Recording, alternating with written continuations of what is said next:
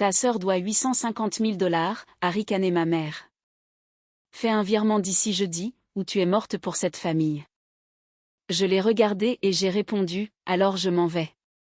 Ce soir-là, j'ai reçu une alerte bancaire. 48 heures plus tard, 53 appels manqués.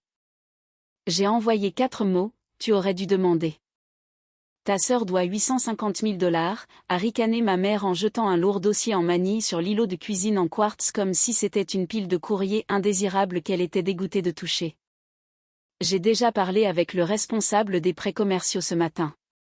Il attend un virement de votre compte principal d'ici jeudi matin à 9 h. Si vous refusez, vous êtes complètement morte pour cette famille. Nous ne vous demandons pas, Sloan. Nous vous l'ordonnons. Je suis restée figée à l'entrée de la cuisine de la maison où j'ai passé 18 ans à me sentir invisible. Une grande maison de 4 chambres dans la banlieue de Naperville, en Illinois, que mes parents avaient passé 2 décennies à remplir de tout ce que ma sœur avait toujours voulu et absolument rien de ce dont j'avais besoin. Ma mère avait les bras étroitement croisés sur sa poitrine, le menton relevé à cet angle précis et arrogant qu'elle utilisait toujours lorsqu'elle croyait qu'une conversation était déjà terminée et qu'elle avait gagné. Derrière elle, près de la table à manger en acajou, mon père se tenait les mains enfoncées dans les poches, hochant lentement la tête en signe d'accord, totalement incapable de me regarder dans les yeux. Ma sœur cadette, Daphné, était assise sur un tabouret auprès de l'îlot, grattant paresseusement l'étiquette de créateur sur une bouteille d'eau pétillante, agissant comme si toute cette scène n'avait rien à voir avec elle. Appuyé nonchalamment contre la porte coulissante en verre se trouvait son mari, Declan, portant une lourde montre en or que je savais pertinemment qu'il ne possédait pas il y a 6 mois. J'ai baissé les yeux sur le dossier en manille. J'ai regardé ma sœur, dont le visage ne montrait pas la moindre once de honte. J'ai regardé à nouveau ma mère, dont les yeux brûlaient d'un pur mépris. Alors je suis partie, ai-je dit doucement. J'ai pris mon sac à main en cuir et mes clés de voiture sur le comptoir en granit, j'ai tourné les talons, je suis sortie par la porte d'entrée et j'ai respiré l'air vif et mordant d'octobre. Je m'appelle Sloan. J'ai 31 ans et je suis actuaire principal dans un grand cabinet de conseil financier du centre-ville de Chicago. Je passe mes journées à analyser des modèles statistiques complexes, à calculer les risques à long terme et à m'assurer que les entreprises de plusieurs millions de dollars n'implosent pas sous leur propre passif caché. J'ai réussi tous mes examens du conseil actuariel du premier coup à l'âge de 26 ans, obtenant mon titre de Fellow de la Society of Actuary tout en travaillant 60 heures par semaine.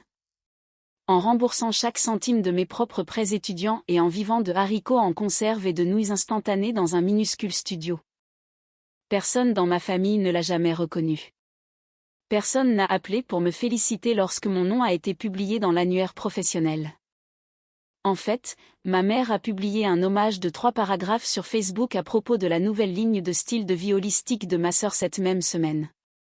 Cette publication a obtenu plus de 200 mentions, j'aime, et des dizaines de commentaires élogieux. Mon jalon professionnel ne valait même pas un message texte.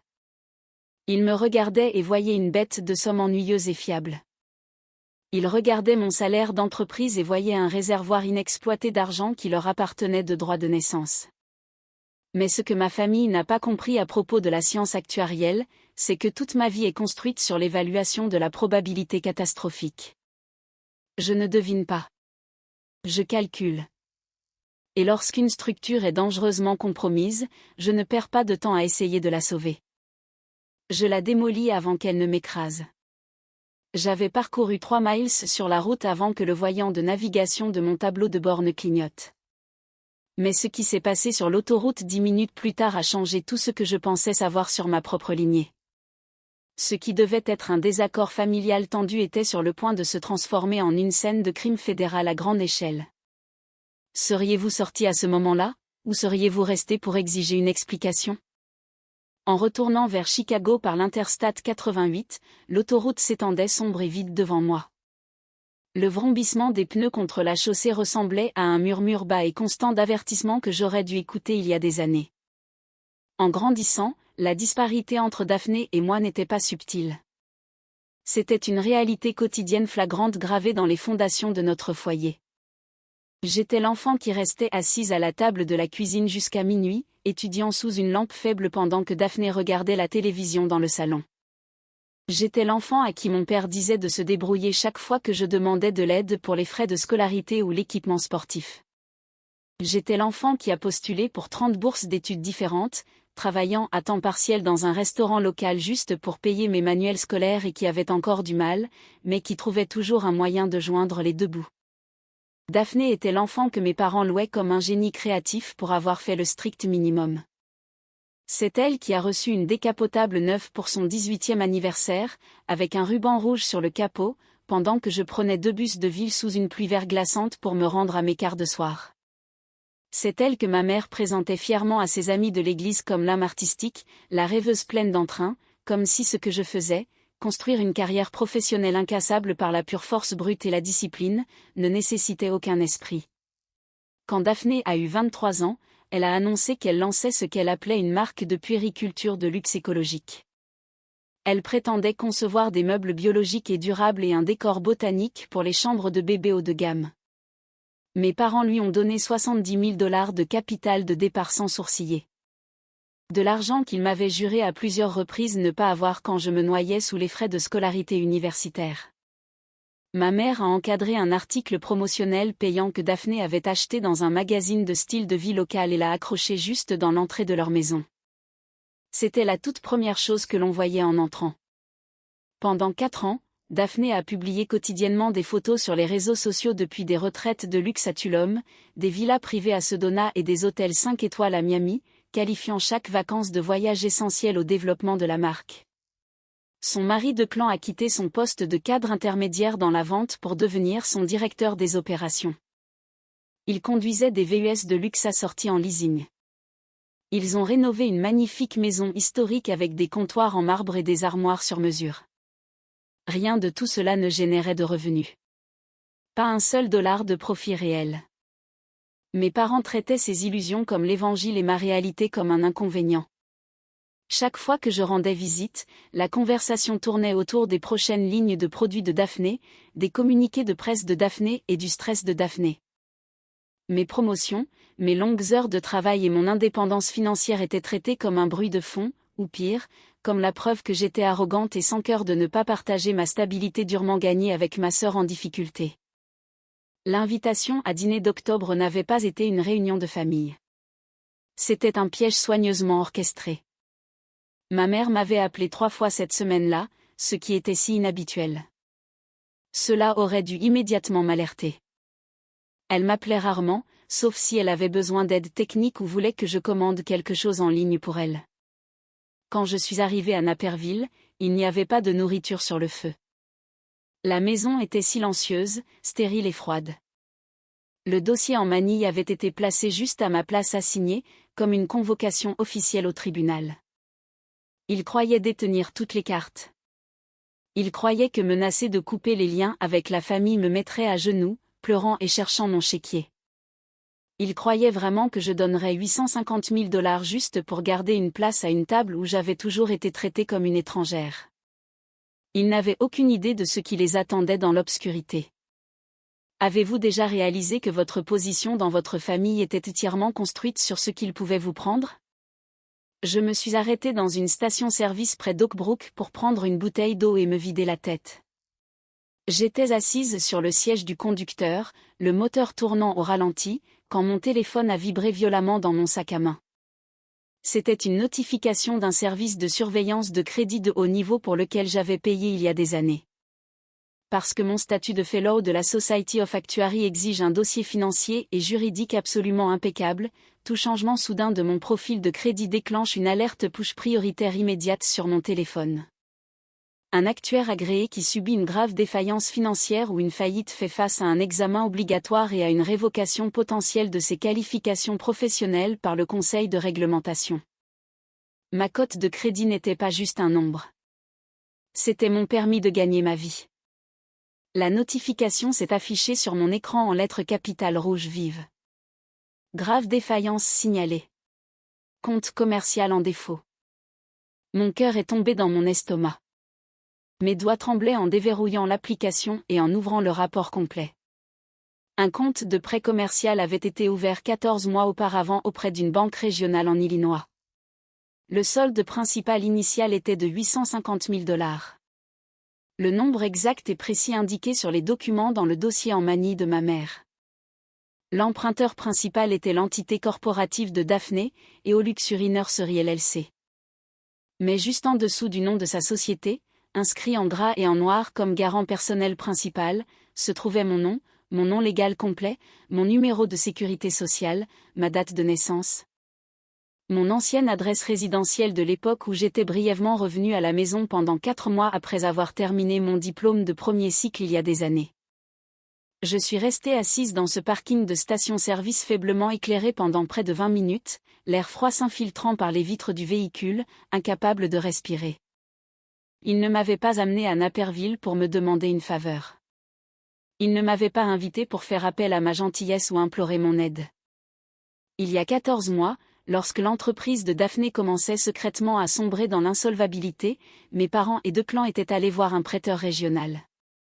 Ils avaient fouillé dans de vieilles boîtes de rangement en carton dans le placard de mon enfance, récupéré mes anciennes déclarations de revenus, mes anciens documents d'aide financière aux étudiants et mes informations personnelles. Et ils avaient falsifié ma signature sur un accord de garantie personnelle contraignant pour près d'1 million de dollars. Pendant plus d'1 an, toute ma carrière, ma maison, mes économies et mon avenir avaient été légalement enchaînés à un navire en perdition sans que je le sache ou que j'y consente. Et le dîner de ce soir n'était pas un ultimatum.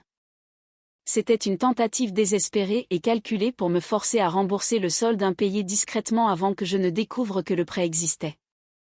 Ils voulaient que j'écrive un chèque de 850 000 dollars, que je souris et que je parte en croyant que je sauvais ma famille pendant qu'ils couvraient un crime massif qu'ils avaient commis contre moi. Le choc s'est estompé en une fraction de seconde, remplacé par une vague de rage froide et chirurgicale. Le genre de rage qui ne vous fait pas crier ou briser des choses, mais qui rend votre esprit terrifiant de clarté. Il pensait qu'il jouait à un jeu avec une fille calme et douce qui voulait juste l'approbation de sa mère. Ils avaient oublié que mon travail consiste à analyser les risques et à neutraliser les menaces. J'ai ouvert ma liste de contacts, j'ai fait défiler jusqu'à un nom que je gardais pour les urgences d'entreprises extrêmes, et j'ai appuyé sur appeler. Julian, ai-je dit lorsque le téléphone a décroché à la 2e sonnerie. J'ai besoin de vous dans votre bureau lundi matin à la 1re heure. J'ai un crime financier à signaler et je veux du sang. Comment réagiriez-vous si vous découvriez que vos propres parents ont vendu tout votre avenir pour couvrir les erreurs de leur enfant préféré? À 8h30 le lundi matin, j'étais assise dans un bureau d'angle au 45e étage d'un gratte-ciel de verre dans le centre-ville de Chicago. De l'autre côté de l'immense bureau en chêne se trouvait Julian. C'était un avocat plaidant commercial chevronné, spécialisé dans la fraude d'entreprises à haut risque, les litiges de dettes complexes et la défense des cols blancs. Il était absurdement cher, effroyablement vif d'esprit et complètement insensible aux drames émotionnels ou aux histoires tristes. J'ai exposé la chronologie. Je lui ai montré l'alerte de surveillance de crédit, les impressions du prêt commercial en défaut, les documents de ma licence professionnelle d'actuaire et les termes exacts de l'accord de garantie personnelle lié à mon numéro de sécurité sociale. Julien a lu les pages en silence, son stylo en or planant au-dessus du papier, son expression totalement illisible. Quand il a finalement levé les yeux, son regard était froid et concentré. « Laissez-moi être extraordinairement clair sur ce à quoi nous avons affaire ici, Sloan, a dit Julien en se penchant en arrière dans son fauteuil en cuir. Ce n'est pas un malentendu familial civil à propos d'argent. Il s'agit d'une fraude bancaire documentée à plusieurs chefs d'accusation, d'usurpation d'identité et de contrefaçon impliquant une institution réglementée par une autorité fédérale. Si ce prêt entrait en défaut formel sous votre identifiant, vos qualifications professionnelles seraient signalées par la Society of Actuaries dans les 30 jours. Vous pourriez faire face à une suspension immédiate de votre licence en attendant une enquête de moralité et d'aptitude. Je sais, ai-je dit, ma voix stable et complètement dépourvue d'émotion. C'est pourquoi nous allons détruire cela avant que ça ne me touche. Le prêteur en question est une banque commerciale régionale basée dans le comté de DuPage en banlieue, a poursuivi Julien en tapotant le document. Ils ont accepté une garantie personnelle de 850 000 dollars appuyée par des documents papier datant de plus de 10 ans. Ils n'ont pas effectué de vérification d'identité de base. Ils ne vous ont jamais contacté directement. Ils n'ont jamais vérifié votre employeur actuel, votre adresse résidentielle actuelle à Chicago ou votre consentement explicite. Ils ont cru sur parole un propriétaire d'entreprise en difficulté et ses parents parce qu'ils voulaient les frais de clôture. Quelle est notre action immédiate? Ai-je demandé. Notre action immédiate est d'entrer dans cette banque à 9h30 du matin avec un avis formel de fraude, a dit Julian, un mince sourire prédateur apparaissant sur son visage. Nous les forçons à retirer la garantie, à geler les procédures d'exécution contre votre identité et à nous remettre l'intégralité du dossier d'origine. Si l'agent de crédit essaie de temporiser, nous l'informons que nous déposons un rapport immédiat auprès du bureau du contrôleur de la monnaie et de la Federal Deposit Insurance Corporation. Et ma famille? Ai-je demandé. Votre famille a signé pour une bombe à retardement, a répondu Julian doucement. Une fois que nous aurons retiré votre nom de ce détonateur, toute l'onde de choc les frappera directement. Êtes-vous préparé à ce qui se passera lorsque la banque tournera son artillerie juridique contre vos parents et votre sœur? J'ai regardé par la fenêtre l'horizon de Chicago, pensant au visage ricanant de ma mère, à la lâcheté silencieuse de mon père et à l'indifférence totale de ma sœur à mon égard. Julian, dis-je doucement, je veux que vous tiriez ce stylo aussi fort que vous le pouvez. Que pensez-vous qu'il arrive quand une banque réalise qu'elle a approuvé un prêt de 850 000 $ sur la base de faux papiers? À 9h45 le lundi matin, Julian et moi sommes entrés dans l'élégante succursale régionale de la First Illinois Commercial Bank à Naperville, au mur de marbre. Nous avons été escortés directement dans une salle de conférence privée au 2e étage où un homme d'âge moyen nommé Vaughn, le responsable des prêts commerciaux, nous attendait. Vaughn nous a accueillis avec un sourire d'entreprise exercé et confortable. Il avait parlé à ma mère le vendredi après-midi et avait la nette impression que cette réunion était une résolution familiale tranquille. Il croyait qu'une fille adulte aisée intervenait pour régler la dette commerciale désordonnée de sa sœur, signer un chèque massif et éviter à la banque de subir une perte. « Bonjour, Sloan », a dit Vaughn, en faisant glisser un stylo sur la table polie vers moi. « Je suis heureux que nous puissions régler cela si rapidement. Votre mère m'a assuré que vous vous occuperiez de l'autorisation de virement aujourd'hui.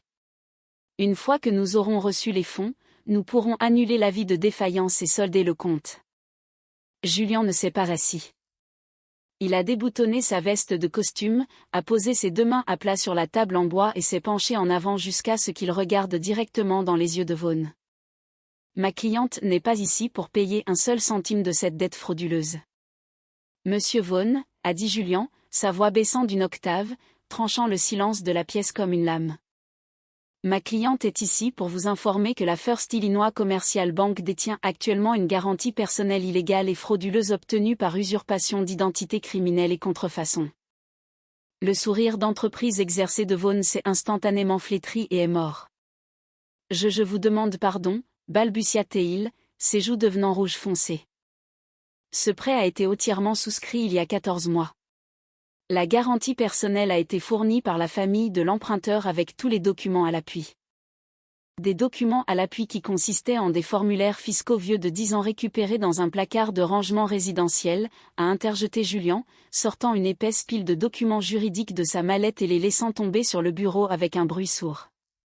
Vous avez accepté une garantie personnelle de 850 000 $ sans jamais contacter ma cliente directement. Vous n'avez envoyé aucun avis de vérification à son adresse actuelle à Chicago. Vous n'avez jamais confirmé son emploi dans son entreprise. Vous avez accepté une signature falsifiée qui ne correspond à aucun document que ma cliente a signé au cours de la dernière décennie. Vaughn a regardé de Julian à moi, ses mains commençant à trembler légèrement alors qu'il ouvrait le dossier d'origine sur son bureau. Mademoiselle Sloan, votre mère a présenté ces documents elle-même. Elle a assuré à notre équipe de souscription que vous étiez une associée silencieuse dans l'entreprise de votre sœur. Ma mère est une menteuse, monsieur Vaughn, ai-je dit, parlant pour la première fois, mon ton plat, tranchant comme un rasoir et terrifiant de calme. Et votre banque a fait preuve de négligence criminelle lors du processus de souscription. Je suis une actuaire principale. Si un rapport de défaillance lié à ce prêt frauduleux touche mon dossier de crédit un jour de plus, ou s'il déclenche un examen éthique réglementaire de ma licence professionnelle, mon équipe juridique intentera un procès contre cette institution pour responsabilité conjointe totale. Diffamation professionnelle et dommages de carrière catastrophiques. Le visage de Vaughn s'est vidé de toute couleur. Il ressemblait à un homme qui venait de réaliser qu'il se tenait sur une fine couche de glace au-dessus d'un lac gelé. Il savait qu'un audit de conformité interne sur un prêt frauduleux non vérifié de 850 000 $ ne coûterait pas seulement de l'argent à la banque, il lui coûterait sa carrière, sa licence et le conduirait potentiellement devant un grand jury. Nous devons retirer le dossier d'origine immédiatement, a murmuré Vaughn, sa voix tremblant alors qu'il tapait frénétiquement sur le clavier de son ordinateur. Je vais placer une suspension administrative d'urgence sur l'exécution contre votre numéro de sécurité sociale dès maintenant. Nous allons lancer une enquête interne pour fraude. Vous nous remettrez également des copies complètes non expurgées de chaque courriel, formulaire de demande et dossier bancaire associés à ce prêt avant que nous ne quittions cette pièce, a ordonné Julian. 10 minutes plus tard, nous sommes sortis de la banque avec un lourd classeur noir contenant toutes les preuves que ma famille avait générées dans mon dos. Si un banquier a tout laissé tomber pour sauver sa propre peau, à quelle vitesse pensez-vous que ma famille allait tomber ? Le mardi après-midi, Julian et moi étions assis dans une salle de conférence privée avec un comptable judiciaire et un enquêteur financier indépendant que nous avions engagé la veille au soir. Étendus sur la grande table se trouvaient 4 ans d'états financiers, de virements bancaires et de déclarations d'entreprises appartenant à la société de Daphné et au Luxury Nursery LLC. Ce que l'enquêteur a découvert était infiniment pire qu'une simple fraude bancaire ou une usurpation d'identité. L'entreprise de votre sœur n'a jamais été une véritable entreprise commerciale, Sloan, a déclaré l'enquêteur en me lançant un grand livre surligné. Il n'y avait pas de véritable chaîne d'approvisionnement manufacturière. Il n'y avait pas de contrat de distribution en gros avec des boutiques haut de gamme. Les berceaux de luxe et le décor biologique qu'elle photographiait pour ses pages de médias sociaux étaient en grande partie des articles de location retournés à des entrepôts d'accessoires quelques jours après la fin des séances photos. L'entreprise ne générait pratiquement aucun revenu de détail légitime. Alors d'où venait tout l'argent ? Ai-je demandé en parcourant les chiffres du grand livre. Comment payait-il les villas de luxe, les véhicules utilitaires sport assortis et les rénovations domiciliaires haut de gamme ? Il menait un système de Ponzi classique, a révélé l'enquêteur en désignant un groupe de virements personnels. Au cours des 3 dernières années, votre sœur et son mari de clan ont sollicité des investissements privés auprès de personnes fortunées, principalement des retraités âgés, des veufs et des familles liées à l'église et au quartier de banlieue de vos parents. Ils promettaient des rendements annuels garantis de 25%, affirmant qu'ils se développaient dans des chaînes de vente au détail nationales. Ils fabriquaient de faux rapports de performance à l'aide d'un logiciel graphique de base. J'ai regardé les chiffres avec incrédulité. Ils payaient les premiers investisseurs en utilisant le capital pris aux nouveaux investisseurs. Précisément, a acquiescé l'enquêteur, et cela a fonctionné brillamment tant que de l'argent frais arrivait. Mais il y a 6 mois, le puits s'est tari. Les billets à ordre sont arrivés à échéance. Les investisseurs ont commencé à poser des questions difficiles et à exiger leur paiement. Le prêt commercial de 850 000 $ qu'ils ont obtenu en utilisant votre signature falsifiée n'a pas été utilisé pour construire une entreprise. C'était une injection de liquidité effrénée utilisée pour rembourser les investisseurs agressifs et empêcher la pyramide de s'effondrer. L'ampleur de la trahison m'a frappé comme un coup physique. Mes parents n'avaient pas seulement fermé les yeux sur les dépenses inconsidérées de Daphné. Ils avaient présenté Daphné à leurs amis les plus proches et aux membres de l'Église, se portant garant d'elle en tant que jeune PDG brillante. Et lorsque tout l'empire frauduleux a commencé à s'effondrer sous le poids de ses propres mensonges, mes parents, ma sœur et mon beau-frère avaient collectivement décidé de voler mon identité, de falsifier mon nom et de sacrifier ma carrière pour s'acheter quelques mois de plus de faux luxe. Ils étaient prêts à me laisser faire face à la ruine criminelle, à perdre ma licence professionnelle d'actuaire et à faire faillite. Tout ça pour que 2 clans puissent porter une montre en or et que Daphné puisse publier des photos de stations balnéaires tropicales. Comment voulez-vous gérer cela, Sloan ? A demandé doucement Julian, observant attentivement mon expression. Nous avons suffisamment de preuves ici pour faire exploser toute cette opération. J'ai regardé la liste des victimes, des personnes âgées innocentes qui étaient sur le point de perdre les économies de toute une vie à cause de l'avidité de ma famille. J'ai regardé la signature falsifiée sur le document de garantie portant mon nom. Nous n'attendons pas l'examen interne de la banque, ai-je dit, ma voix se durcissant en pur acier. Nous allons directement aux autorités fédérales. Nous déposons une plainte de dénonciateur complète auprès de la division des enquêtes criminelles de l'Internal Revenue Service pour revenus non déclarés et fraude fiscale. Nous soumettons un dossier de fraude formelle à l'unité IC3 du Federal Bureau of Investigation pour fraude par fil interétatique. Et nous déposons une déclaration sous serment d'usurpation d'identité auprès de la Federal Trade Commission. Une fois que ces plaintes fédérales seront enregistrées, il n'y aura plus de retour en arrière, a prévenu Julian. Il n'y aura pas de règlement à l'amiable. Il n'y aura pas de réconciliation familiale. Des actes d'accusation criminelle suivront. Bien, ai-je répondu froidement. Laissez le gouvernement faire ce que j'aurais dû faire il y a des années. Assise dans le bureau de Julian, regardant la montagne de preuves détaillant l'entreprise frauduleuse de ma famille, j'ai senti une étrange sensation de calme m'envahir. Pendant toute ma vie, j'avais été l'amortisseur de la famille. J'étais celle qui devait ravaler sa fierté, baisser la tête et accepter les bribes d'affection ou les montagnes de blâme que mes parents décidaient de me jeter. Ils ont toujours supposé que mon désir d'appartenir à la famille l'emporterait sur mon propre instinct de conservation. Ils avaient tort. Nous déposons les rapports fédéraux immédiatement, ai-je dit à Julian, ma voix parfaitement égale. Je veux que chaque agence soit impliquée. Je ne veux laisser aucune pierre non retournée. Julian a hoché lentement la tête, reconnaissant la finalité absolue de mon ton.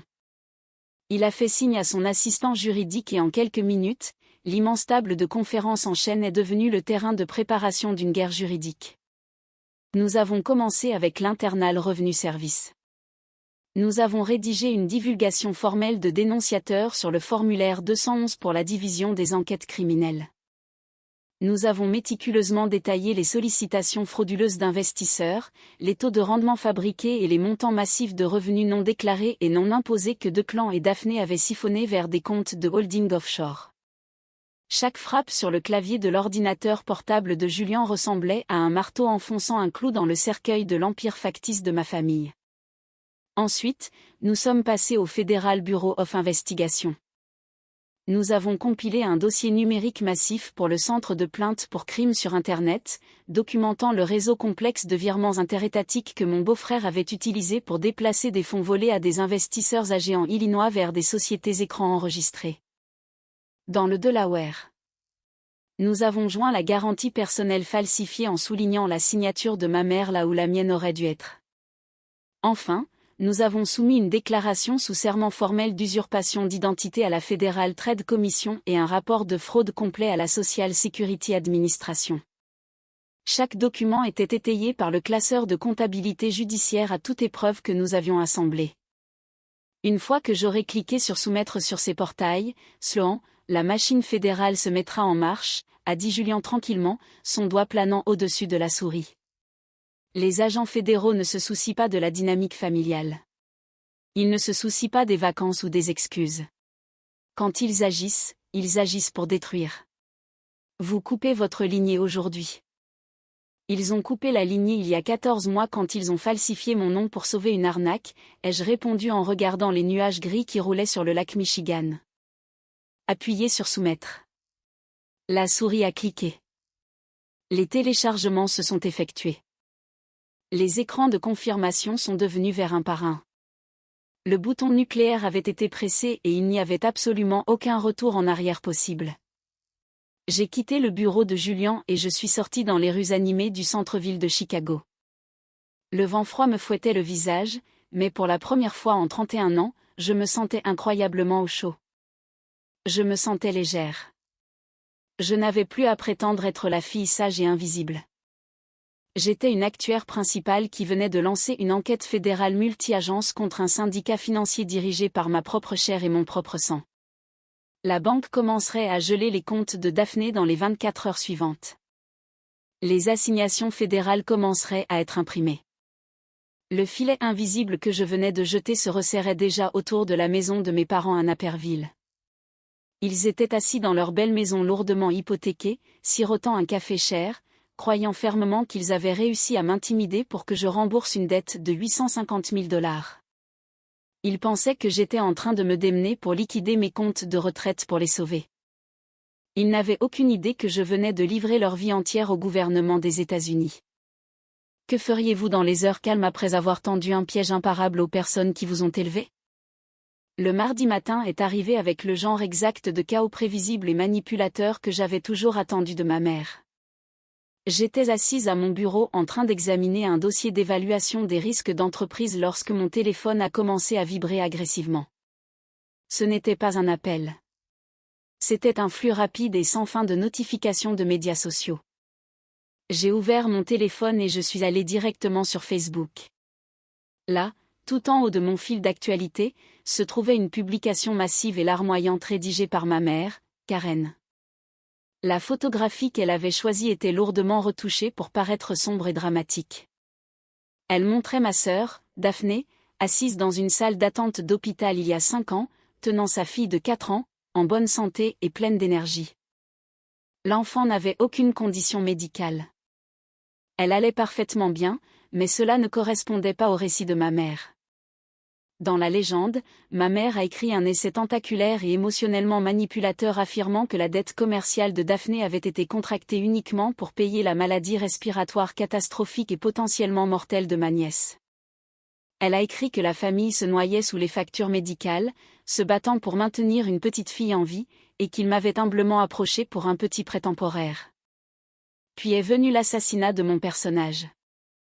Ma mère a explicitement écrit que j'avais regardé les factures médicales de ma nièce malade, que je leur avais ri au nez et que j'avais déclaré que mes comptes bancaires d'entreprise étaient bien plus importants que la santé d'un enfant. Elle m'a traité de drone d'entreprise sans cœur et avide qui avait tourné le dos à son propre sang dans leur heure la plus sombre. Pas une seule syllabe de tout cela n'était vraie. Les 850 000 $ avaient été dépensés en vol en première classe vers l'Europe, en location de villas de luxe à Tulum, en une rénovation massive de la cuisine à Naperville et en remboursement d'investisseurs en colère dans un système de Ponzi. Mais la vérité n'a pas d'importance sur les médias sociaux. L'indignation compte. En 2 heures, la publication avait plus de 300 partages. Les singes volants de ma famille élargie se sont abattus sur moi avec vengeance. Ma tante Aloan, une femme à qui je n'avais pas parlé depuis que j'avais obtenu mon diplôme de fin d'études secondaires, a commencé à taguer la page de médias sociaux officielle de mon employeur dans la section des commentaires, exigeant qu'il me licencie pour être une sociopathe.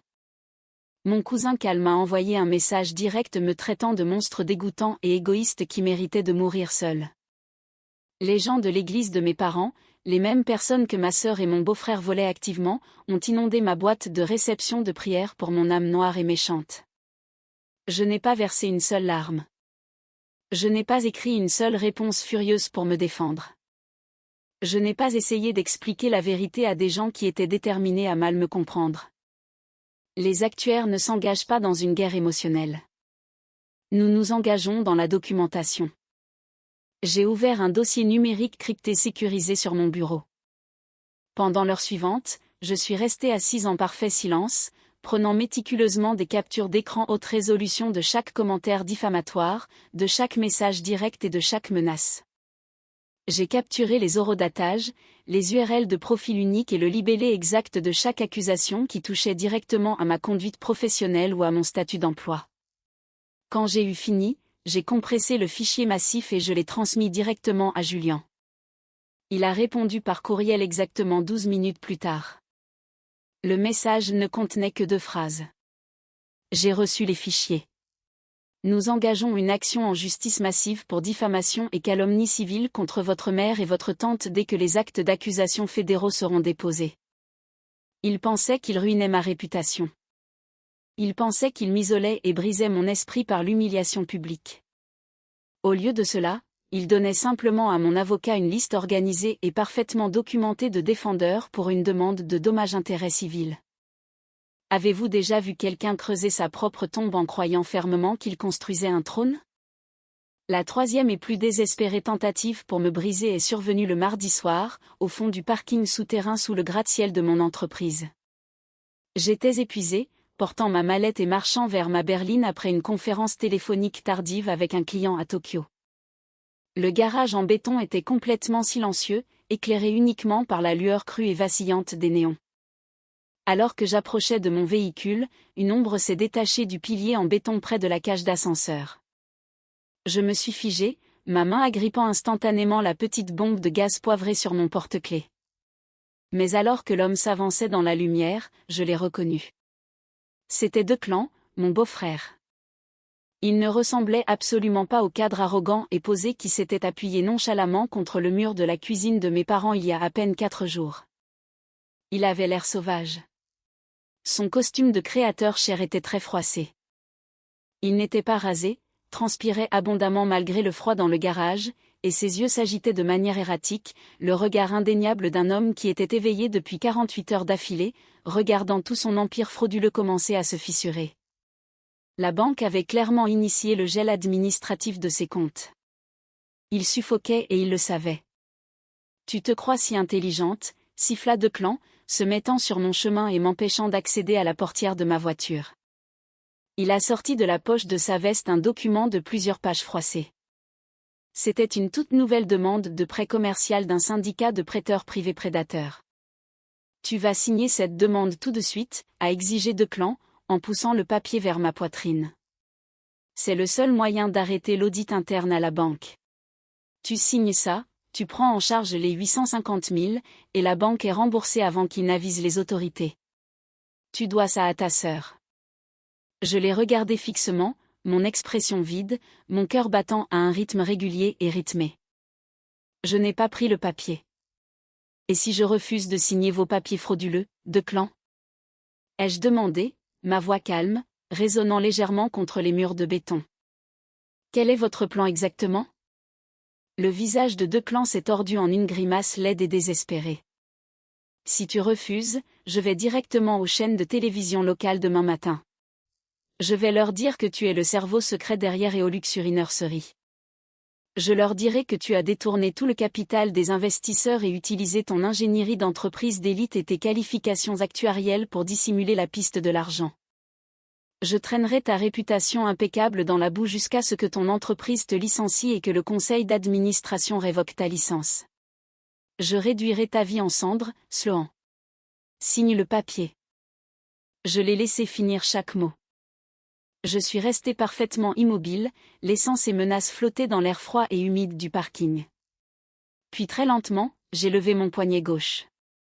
J'ai approché mon Apple Watch de ma bouche, l'écran brillant vivement dans la pénombre, un minuscule indicateur d'enregistrement rouge pulsant régulièrement dans le coin de l'affichage numérique. Declan, ai-je dit clairement, en articulant chaque syllabe. L'Illinois est un État à consentement unilatéral pour les enregistrements audio. Tout ce que vous venez de dire, votre menace de me faire porter le chapeau pour votre détournement de fonds, votre tentative de me contraindre à signer un prêt frauduleux et votre aveu explicite de vol d'entreprise viennent d'être enregistrés en audio haute définition impeccable. Les yeux de Declan se sont écarquillés d'horreur en fixant mon poignet. De plus, ai-je continué en pointant un doigt manucuré vers le plafond. La caméra de sécurité active montée juste au-dessus de nous a enregistré votre agression physique depuis le moment où vous êtes sorti de derrière ce pilier. Ce fichier audio a déjà été téléchargé sur le serveur cloud crypté de mon avocat. L'arrogance s'est évaporée du visage de Declan, remplacée par une panique dévastatrice et écrasante. Ses genoux ont littéralement fléchi légèrement. Vous venez de commettre une extorsion et un chantage criminel dans une installation d'entreprise à accès restreint, ai-je murmuré en me rapprochant de lui, le laissant sentir la température glaciale de ma colère. Laissez tomber le papier.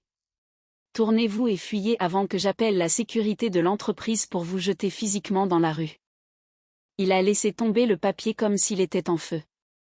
Il a reculé en trébuchant, haletant, puis il s'est retourné et a sprinté vers la cage d'escalier de sortie, laissant la lourde porte métallique claquer en écho derrière lui.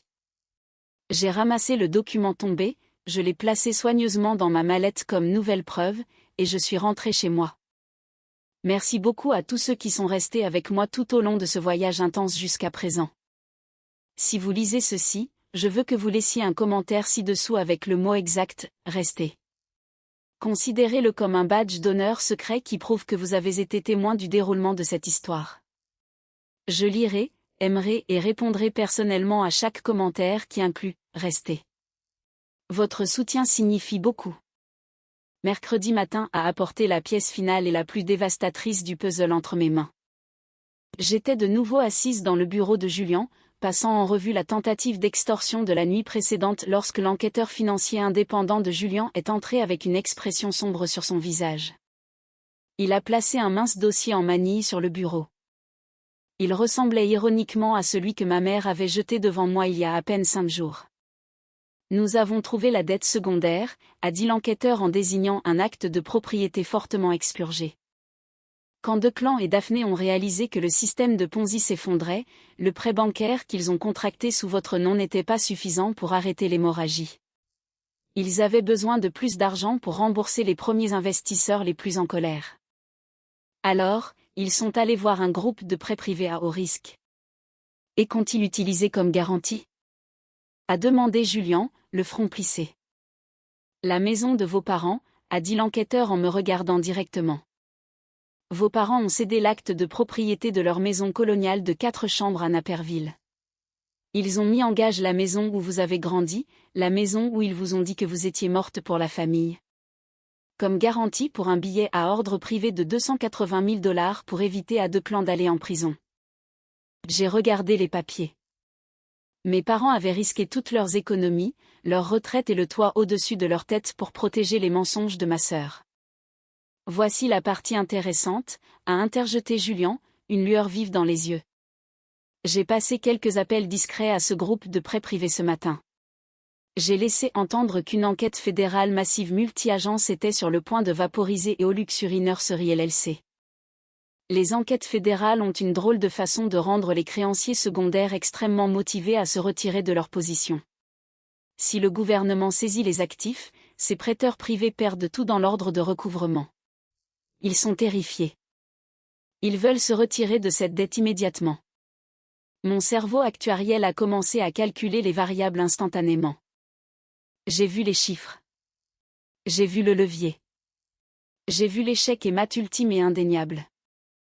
Julian, ai-je dit, ma voix à peine un murmure alors que le plan se formait dans mon esprit. Contactez le groupe de Capital Investissement dès maintenant. Dites-leur que j'achèterai la totalité du billet à ordre lié à la propriété de mes parents, mais que je ne l'achèterai qu'à 40 cents pour $1. Julian m'a regardé fixement, un air de respect professionnel authentique se lisant sur son visage. Vous voulez acheter la dette hypothécaire de vos parents ? Je veux posséder le toit au-dessus de leur tête, l'ai-je corrigé. Julian a passé l'appel. Les prêteurs privés, désespérés de récupérer une fraction de leur capital avant que le FBI ne gèle les comptes, ont accepté mon offre brutale en 30 minutes. J'ai autorisé le virement de fonds de mon compte d'épargne à haut rendement, l'argent que j'avais économisé pendant des années de vacances sautées et de nouilles instantanées. J'ai signé les accords de cession électronique. Le mercredi après-midi, la transaction légale était terminée. J'étais maintenant la créancière principale et entièrement garantie d'un prêt garanti par la maison bien-aimée de mes parents à Naperville. Je possédais légalement la dette qui se dressait entre mes parents et le sans-abrisme total. Ils ne le savaient pas encore. J'apprendrai plus tard que le mercredi soir, mes parents et ma sœur célébraient activement. Ma mère avait reçu une notification automatisée cryptique de la société de titres montrant que la dette privée en cours avait été transférée à une nouvelle entité corporative. Parce qu'elle était arrogante et aveugle, elle a automatiquement supposé que j'avais craqué. Elle pensait que j'avais paniqué, liquidé mes économies et trouvé un moyen discret de rembourser le prêt pour sauver le nom de la famille. Ils ont ouvert une bouteille de champagne coûteuse. Ils ont levé leur verre à ma défaite. Ils ont célébré leur victoire sur la fille invisible. Ils n'avaient absolument aucune idée que le bourreau était déjà à la porte. À 7h45 le jeudi matin, exactement 48 heures après que j'ai quitté la maison de mes parents, l'illusion s'est brisée en 1 million de morceaux irréversibles. Daphné était occupée à arranger des centres de table floraux extravagants dans une salle d'événements d'hôtel de luxe du centre-ville de Chicago. Elle se préparait pour un brunch massif d'investisseurs, une dernière tentative désespérée pour solliciter de nouveaux capitaux auprès d'un nouveau groupe de relations riches de l'Église afin de maintenir son système de Ponzi en vie pendant 1 mois de plus. Elle portait une robe de créateur, souriait au personnel de restauration, agissant comme la PDG parfaite qu'elle prétendait être. À ce moment précis, 2 douzaines d'agents fédéraux portant des coupe-vents sombres avec FBI et IRS imprimés en grosses lettres jaunes dans le dos ont exécuté simultanément des mandats de perquisition coordonnés dans 3 endroits distincts. Ils ont envahi le lieu de l'hôtel de luxe, ordonnant au personnel de restauration de s'éloigner des tables pendant que les agents saisissaient l'ordinateur portable et les dossiers commerciaux de Daphné devant ses invités qui arrivaient.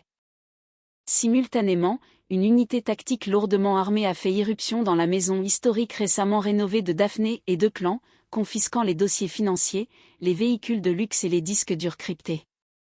Et dans la banlieue calme et immaculée de Naperville, des agents fédéraux ont frappé à la lourde porte d'entrée en bois de la maison coloniale de mes parents.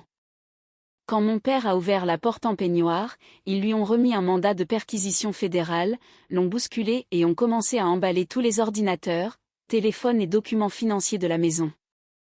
J'étais assise à mon bureau dans mon bureau d'entreprise, sirotant une tasse de café noir chaud, regardant le téléscripteur boursier sur mon moniteur secondaire. À exactement 8h15, mon téléphone portable a commencé à sonner. Il vibrait agressivement contre le bois poli de mon bureau. L'écran a clignoté. Maman. Je l'ai laissé sonner.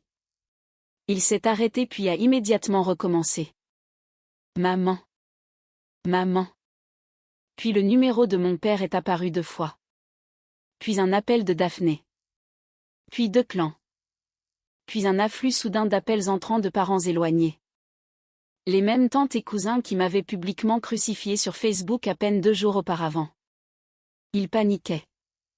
La réalité du raid fédéral avait atteint les discussions de groupe de la famille et l'arrogance s'était transformée en une terreur pure et totale. Je me suis adossée à mon fauteuil ergonomique et j'ai regardé l'écran s'allumer encore et encore et encore. Je n'ai pas répondu à un seul appel. J'ai regardé les chiffres s'accumuler dans mon centre de notification. 51, 52, 53 appels manqués sur une période de 2 heures chaotique et glorieuse. Quand le téléphone s'est finalement tu, s'arrêtant à 53 appels manqués, je l'ai pris. J'ai déverrouillé l'écran, j'ai ignoré la boîte vocale débordante et j'ai ouvert le fil de discussion de groupe familial massif. Je pouvais voir les messages frénétiques et terrifiés affluer, suppliant quelqu'un d'expliquer ce qui se passait, me suppliant de répondre au téléphone et de leur engager un avocat. J'ai tapé dans la zone de texte. Je n'ai pas tapé un paragraphe de colère. Je n'ai pas exigé d'excuses. Je n'ai pas expliqué comment j'avais systématiquement démantelé leur vie. J'ai tapé exactement 4 mots, j'ai appuyé sur envoyer et j'ai regardé la bulle bleue apparaître à l'écran. Vous auriez dû demander. Avant que quiconque ne puisse taper une réponse, je suis allé dans mes paramètres. J'ai bloqué le numéro de ma mère. J'ai bloqué le numéro de mon père.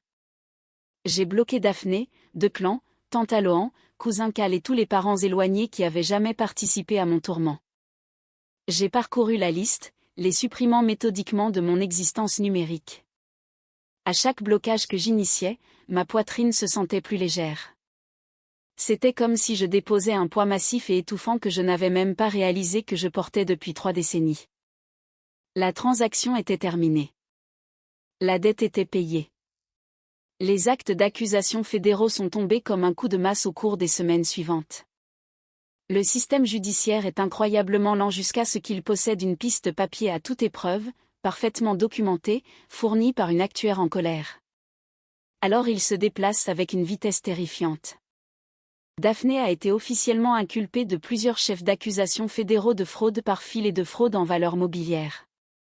Declan a été désigné comme le principal co-conspirateur et a été inculpé de charges supplémentaires pour évasion fiscale, car l'IRS avait beaucoup apprécié les comptes écrans offshore que nous leur avions fournis.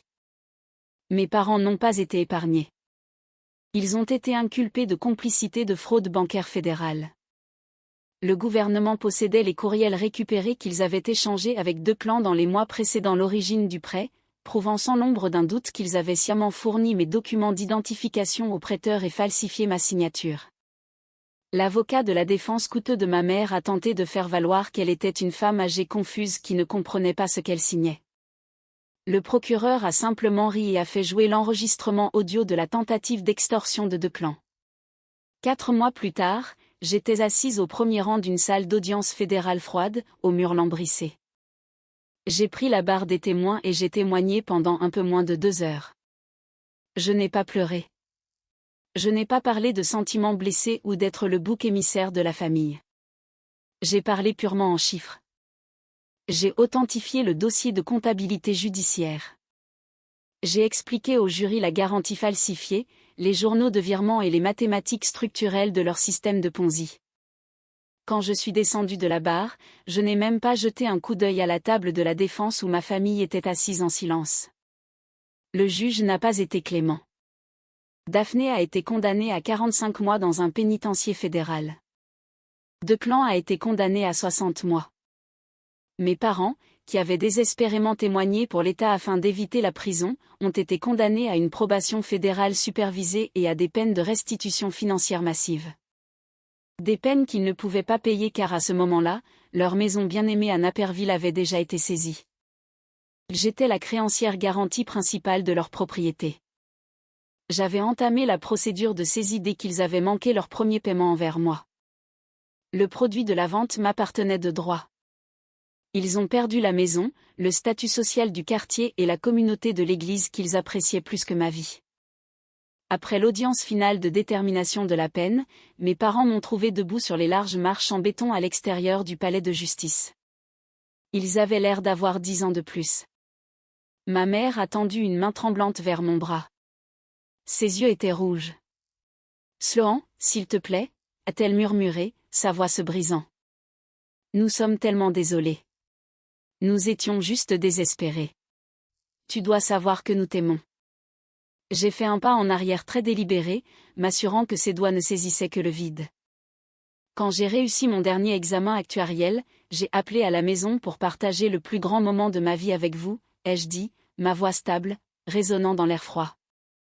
Tu m'as dit que c'était bien et tu m'as immédiatement demandé si j'avais vu la dernière publication Instagram de Daphné.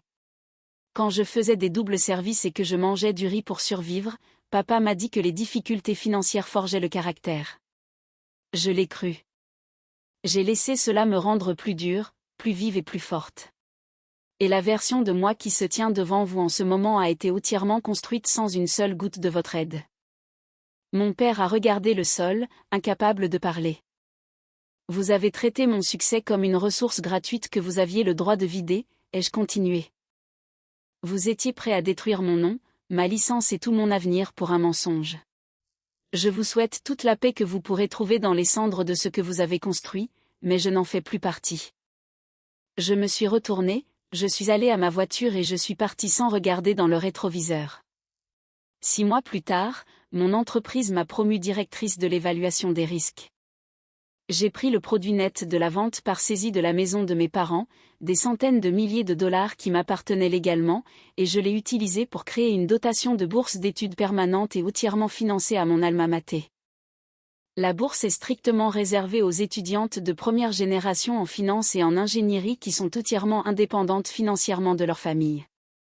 Les candidates doivent prouver qu'elles ne reçoivent aucune aide familiale pour être éligibles. Les critères de sélection ont été incroyablement faciles à rédiger pour moi. J'avais été cette fille un jour. Je savais exactement ce dont elle avait besoin et je savais exactement ce qu'elle n'avait jamais reçu.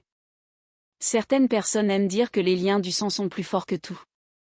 Ils utilisent cette phrase comme une arme pour vous forcer à absorber un comportement toxique, à financer les illusions de personnes qui ont décidé que leur confort est votre obligation permanente. Ils brandissent votre lignée au-dessus de votre tête comme une dette que vous avez contractée au moment de votre naissance.